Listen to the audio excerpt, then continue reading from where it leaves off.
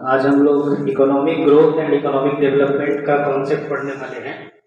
Semester 5 में भी आपके सिलेबस में है ये और सेमेस्टर 4 के भी सिलेबस में है, तो दोनों सेमेस्टर के लिहाज से ये आपके लिए यूजफुल रहेगा। तो हम लोग आज देखेंगे इकोनॉमिक ग्रोथ वर्ल्ड मतलब हमको नहीं है और इकोनॉमिक डेवलपमेंट। इसको हम लोग हिंदी में बोलते हैं समृद्धि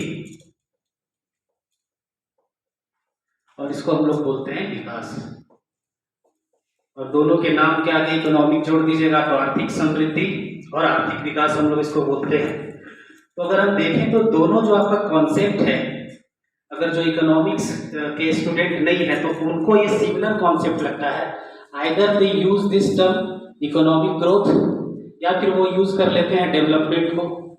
तो जो इकोनॉमिक्स के स्टूडेंट नहीं है और शास्त्र के छात्र जो नहीं है वो आर्थिक समृद्धि और आर्थिक विकास दोनों जो अवधारणाएं हैं उन दोनों ही अवधारणाओं को वो एक सिमिलर तरीके से यूज करते हैं, इंटरचेंजेबली यूज करते हैं। लेकिन आपको ये समझना होगा कि आर्थिक समृद्धि और आर्थिक विकास की जो अवधारणाएं हैं उनमें अंतर होता है।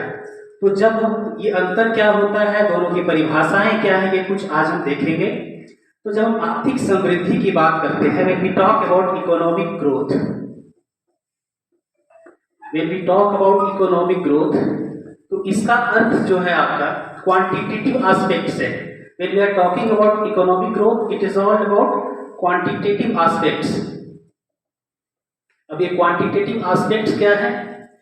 जब हम ये कहते हैं कि कोई भी राष्ट्र जो है वो आर्थिक समृद्धि के पथ पर चल रहा है तो इसका सीधा सीधा अर्थ होता है कि उस राष्ट्र के राष्ट्रीय आय में वृद्धि हो रही है, अर्थात नेशनल इनकम में इंक्रीज हो रहा है।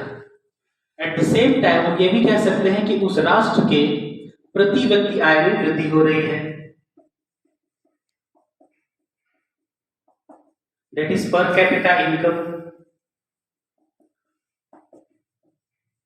तो जब भी आर्थिक समृद्धि की हम बात करते हैं तो आर्थिक समृद्धि का अर्थ होता है किसी राष्ट्र के राष्ट्रीय आय में वृद्धि होना या किसी राष्ट्र के प्रति व्यक्ति आय में वृद्धि होना। और जब ये वृद्धि आपका होने लगता है 7 से 8% के दर के हिसाब से जीडीपी ग्रो कर रहा है, पर कैपिटा इनकम बढ़ रहा है, तो हम ऐसा मानते हैं कि वो जो राष्ट्र है वो आर्थिक समृद्धि के पथ पर अग्रसर है। और ऐसा समझा जाता था 1970s तक। यदि हम देखें तो ये दोनों जो टर्म था, इकोनॉमिक ग्रोथ और इकोनॉमिक डेवलपमेंट, इन दोनों ही टर्म्स के बीच में कुछ खास अंतर नहीं माना जाता था और लोग इसको इंटरचेंजेबली यूज करते थे।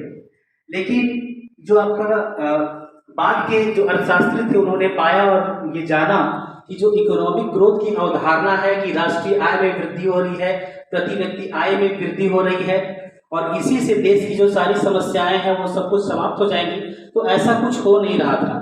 जो विकासशील देश थे, खास करके जो अफ्रीका के देश थे और जो दक्षिण एशियाई देश थे, उन देशों में यह पाया गया कि इन देशों में लगातार इकोनॉमिक ग्रोथ हो रहा है, मतलब कि राष्ट्रीय आय और प्रति व्यक्ति आय में वृद्धि हो रही है। लेकिन उसके बावजूद भी उन देशों में जो वहाँ की मूलभूत समस्याएं थी वो विद्यमान थी, जैसे बेरोजगारी विद्यमान थी, भूख की समस्या थी, गरीबी की समस्या थी, आर्थिक असमानता थी। तो ये सारी जो प्रॉब्लम थी वो ऑलरेडी वहाँ पे मौजूद थे। इसके बावजूद कि ये जो आपका राष्ट्रीय आय और पर कैपिटा इनकम है दोनों में ही लगातार इंक्रीमेंट हो रहा था। तब जाकर के ऐसा फील किया गया कि ये जो दोनों कॉन्सेप्ट है इसमें कहीं ना कहीं कुछ असमानताएं हैं, कुछ ना प्रॉब्लम, स्पेशली इकोनॉमिक ग्रोथ का जो कॉन्सेप्ट है इसके साथ कुछ प्रॉब्लम है। एक्चुअली अगर हम इकोनॉमिक ग्रोथ को समझना चाहें तो हमको ट्रिकल डाउन का जो कॉन्सेप्ट है वो समझना पड़ेगा। और जब हम ट्रिकल डाउन की बात करते हैं तो आप इसको इस तरह से समझ सकते हैं। ट्रिकल डाउन का कॉन्सेप्ट है, मान लीजिए कि कोई एक ग्लास है,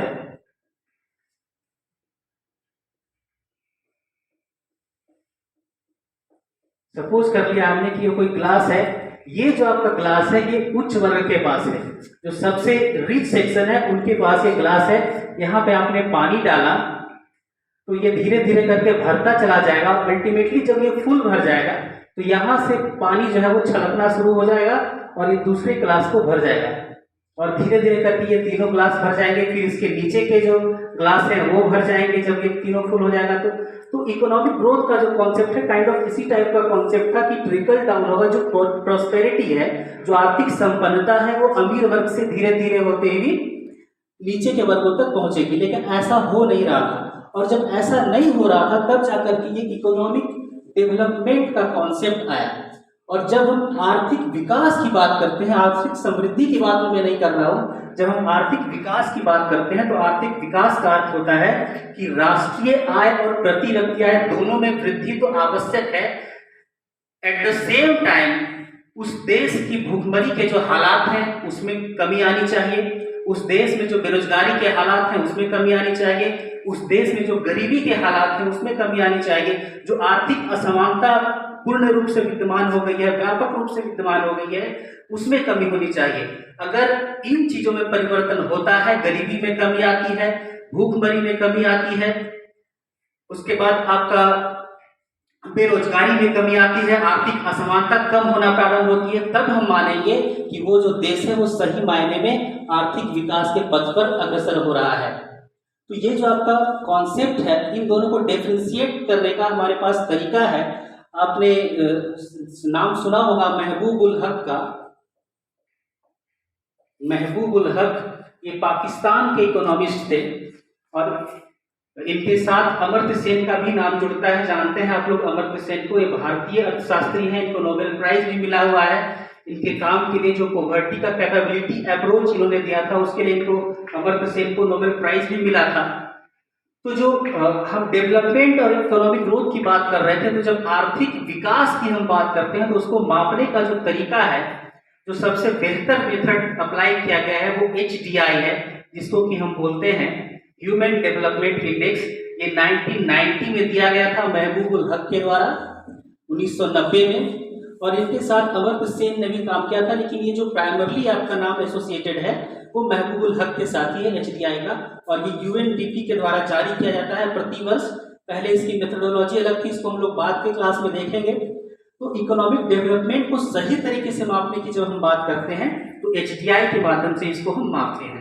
तो खैर अभी हम देख रहे हैं कि इकोनॉमिक ग्रोथ क्या है और डेवलपमेंट क्या है। तो अब हम इसका अगर डिफरेंसेस देख लें, इकोनॉमिक ग्रोथ का मैंने आपको डेफिनेशन बता दिया कि जब राष्ट्रीय आय और प्रति व्यक्ति आय में वृद्धि होती है तो उसको इकोनॉमिक ग्रोथ बोलते हैं। और जब डेवलपमेंट की हम बात कर रहे थे, इकोनॉमिक डेवलपमेंट की, तो वहां पे ये नेसेसरी कंडीशन है, राष्ट्रीय आय और प्रति व्यक्ति आय बढ़नी चाहिए, लेकिन साथ में गरीबी में कमी होनी चाहिए, भुखमरी में कमी होनी चाहिए, बेरोजगारी की दर घटनी चाहिए, आर्थिक असमानता जो विद्यमान है वो खत्म होना चाहिए। एक्चुअली हम कह सकते हैं कि जो ह्यूमन कैपिटल है, जो मानव संसाधन है, उसमें संपूर्ण रूप से विकास होना चाहिए, स्वास्थ्य की सुविधाओं का विस्तार होना चाहिए। अगर ये सारी चीजें होती हैं तभी हम कहेंगे कि वो देश इकोनॉमिक प्रोग्रेस कर रहा है, इकोनॉमिकली प्रोग्रेस कर रहा है, आर्थिक विकास के पथ पर अग्रसर हो रहा है।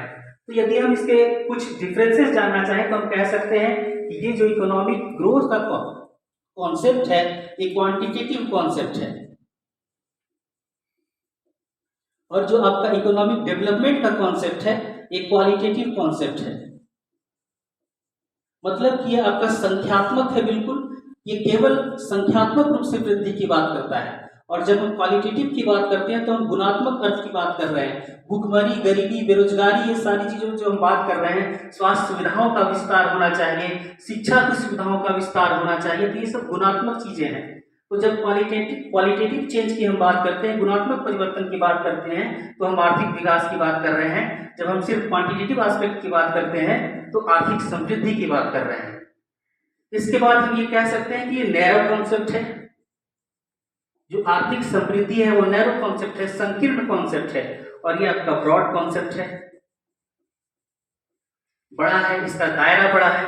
एट द सेम टाइम हम ये भी कह सकते हैं कि ये जब हम ग्रोथ की बात करते हैं तो बेसिकली ये डेवलप्ड नेशंस की हम बात कर रहे हैं, क्योंकि वहां पे ऑलरेडी सब कुछ है, और अगर इकोनॉमिकली वो ग्रो कर रहा है, नेशनल इनकम इंक्रीज कर रहा है, तो इकोनॉमिक ग्रोथ कर रहा है। लेकिन जब हम डेवलपमेंट की बात करते हैं तो ये आपका डेवलपिंग नेशंस की हम बात कर रहे हैं, जो विकासशील राष्ट्र हैं उनकी हम बात कर सकते हैं।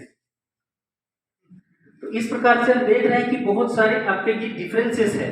अब इसको मीजर करने का जो तरीका है वो नेशनल इनकम और राष्ट्रीय आय है, इसको जो मीजर हम करते हैं HDI से मीजर करते हैं। फिर different type of inequality adjusted indexes है, उनसे हम इसको मीजर करते हैं डिफरेंसेस को। तो और भी डिफरेंसेस हैं, इसको मैं डिटेल में बाद में बताऊंगा, अभी मैं इसको ओवर कर रहा हूं और नेक्स्ट क्लास में हम लोग HDI के देखेंगे। आप अगर हमसे जुड़े रहना चाहते हैं तो हमारे YouTube चैनल को सब्सक्राइब कीजिए और लाइक कीजिए अगर आपको ये वीडियो पसंद आया तो। Thank you so much.